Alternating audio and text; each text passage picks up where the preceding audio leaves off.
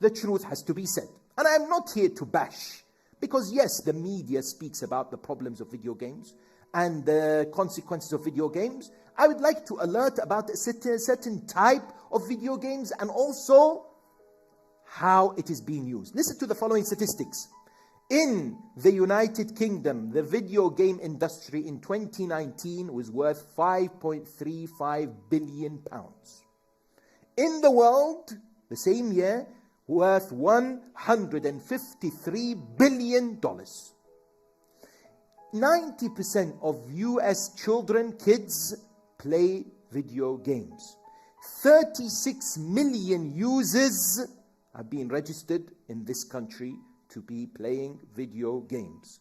But perhaps one of the most difficult statistics to somehow try to work around is, on average, 2018 statistic, on average, a person, a child from the age of 12 to 15 spends on average 14 hours a week playing video games. That's 2 hours a day. Yes? Now, there are some who have come forward and said, video games are very educational. They're very good. They're helpful because they increase their attention and concentration span for some people because they're focused on certain ways. Yes? There are others who have said what it does is it keeps the children busy, keeps them engaged. There are those today that seek to continuously present playing video games, generally speaking, as what? As a positive phenomena in society. No doubt, there is a role for some video games out there today that can be educational, that can be beneficial. We are not going to paint all of them with the same brush. But as expected, here is where we're going to have to discuss within a couple of minutes 2 problems. Excessive usage and the type of games we are playing. Yes? Have you heard of a man by the name of Brenton Tarrant? Brenton Tarrant? Anybody heard of this particular individual? Yes? A man who was the perpetrator of the massacre in Christchurch, New Zealand, where he entered the mosque and massacred all those Muslims. Yes, over 50 of them, he killed them. In his manifesto, this is what he says. Not that you want to come and bite my head off because I'm going to mention the name of a game. This is what he says. Fortnite trained me to be a killer, and to what? Then he goes on to say, whereby I step on the bodies of those I kill. That's all I'm going to leave you with. Yes? Today what we're saying is there are the types of video games which are violent, sexual orientation in terms of pushing for those kind of things, drugs, blood, yes? In a survey conducted by a website called Statisia, yes, quite popular when it published statistics, in the United States it was asked, children were asked, which type of games do you play? 75% of them said violent. Do we as parents have a say in what our children play, which kind of games they play? Or somehow they've developed this interest in games that are passed between them and we are completely oblivious. The dangers of these violence-promoting games, yes, is there, and scientific data, behavioral research have pointed to it, yes? And we must alert ourselves, our communities, to ensure that they recognize the problem with this. The second is what? Is the idea that it completely becomes lahu.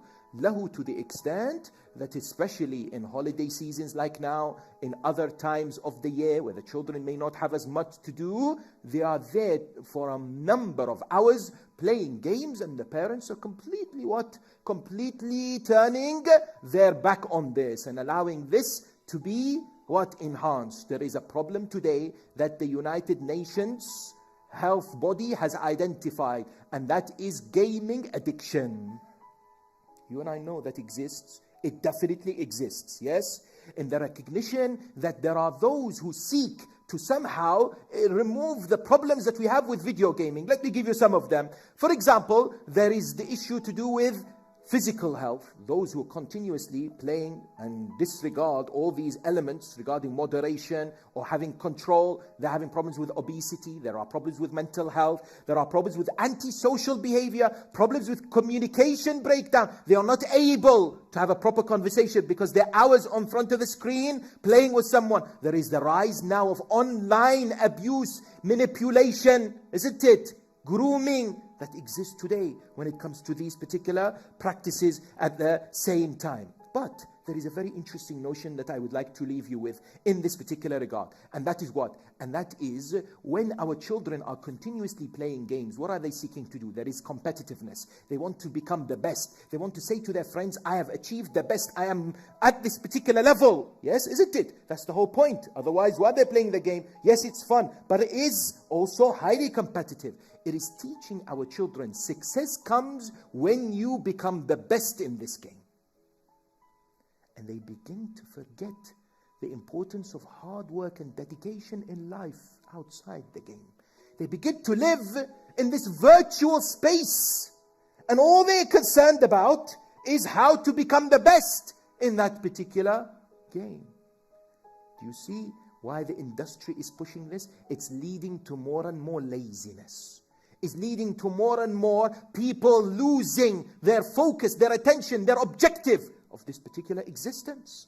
Now, some people say, don't just talk about problems, give us solutions, please. We are all parents. We have struggles when it comes to our kids. They're constantly wanting to play games. Here, I give you 6 tips very quickly about how we should deal with this. Number 1, look at yourself before you look at your children.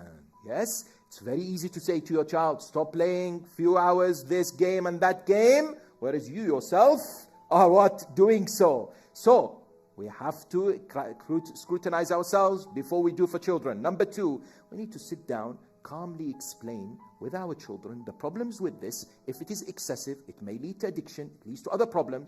Number 1. Number 2, we must have a plan as parents. Do not just leave the children to play however many hours they want. Make it structured. Make it not every day, perhaps every other day, or once in every few days. Have a plan, and a plan that is agreed by both husband and wife. There must be discipline. What happened to the notion of discipline? May Allah bless our fathers and forefathers. And they had much more discipline than some of our parents that today. Yes.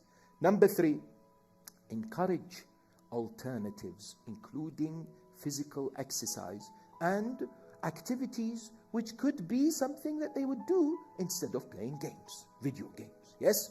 That is very important. And take part in these activities. What's wrong with the father or the mother playing football or other physical sports or other activities which are healthy for the child instead of just encouraging them to play video games. Number 4 of great importance is when it comes to the children, it's of the great importance that we involve them in discussions, in gatherings of family members and friends. What happens is, I have seen this, when people are gathering, yes, as friends and family members, what happens, you find the kids are all playing games on their phones, and the adults are having a conversation. Involve them in the conversation. Have talks with them. Sit down, have quizzes, yes, something that does not give them the impression that that's it. Family gatherings is all about what? You go and play your own games and do whatever you wish.